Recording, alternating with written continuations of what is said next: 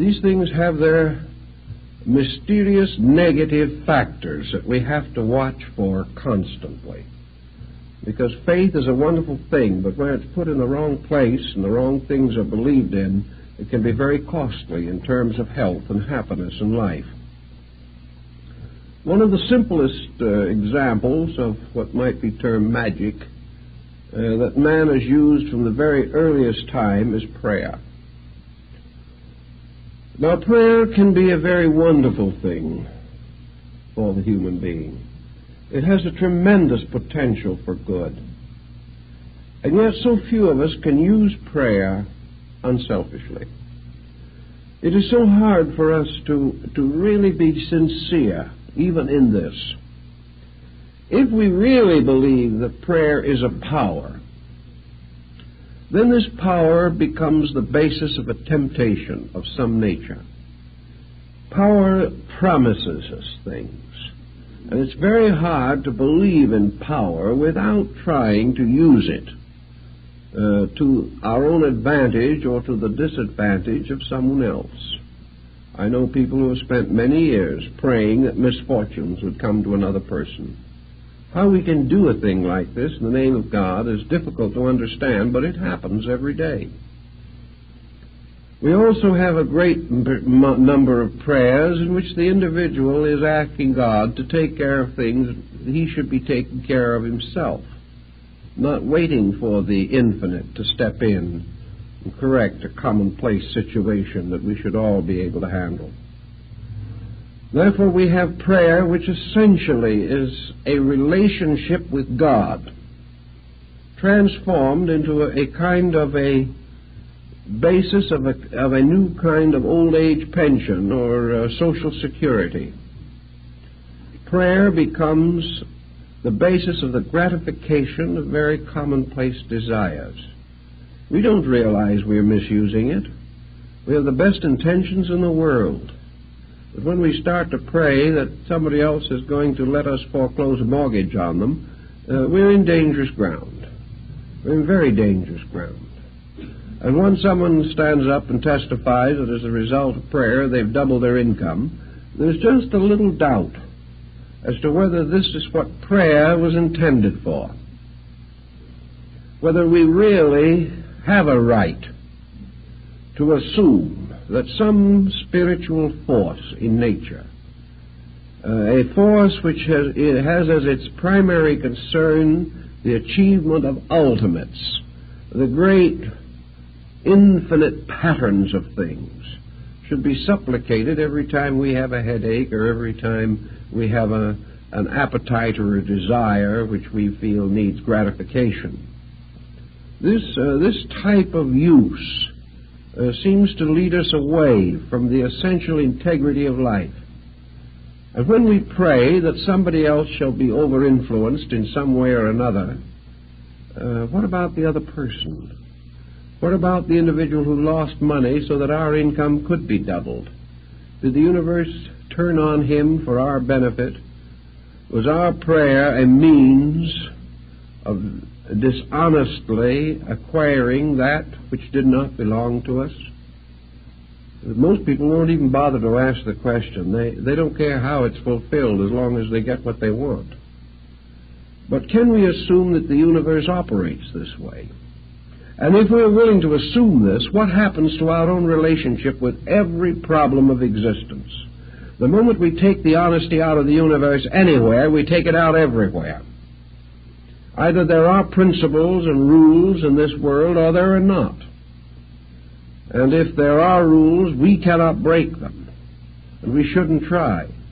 And if there are no rules, then our entire ethical life collapses and we have no hope or no reasonable expectation of any kind of good end or constructive purpose in our own existence. The old Greeks brought this question under consideration, and one of them asked Pythagoras how a man should pray.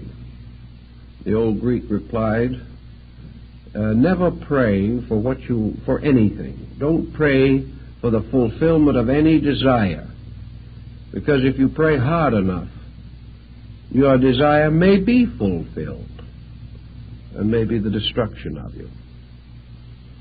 In other words, we all know what we want, but only heaven knows what we need. And where we begin to decide what we want and use various esoteric ways of getting what we want, we are defying that universal pattern which alone knows what we need. Therefore, it would appear that prayer has a function, it has a purpose, it has a reason. But that reason is not the fulfillment of commonplace desires. Prayer is a mystic relationship with life. It is man finding the source of his strength in a regular communion with the heavenly power that creates all things.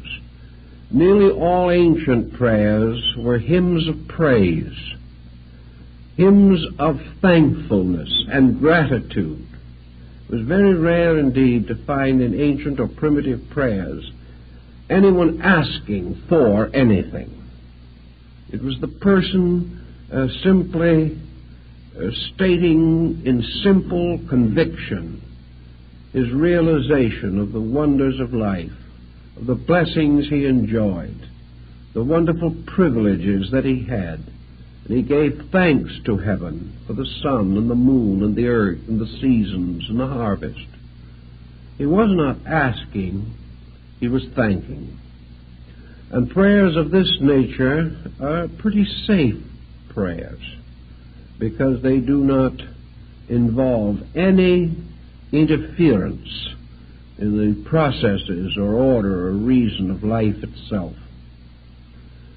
One thing I think is very important, whether it be in mentalism or in anything else, in prayer or anything that even seems to suggest a metaphysical factor anywhere in our action, and that is that whatever thought we think, whatever message we send, whatever prayer we say, that let us have at least one regulation on it, namely, that it be beautiful. Let it always be good.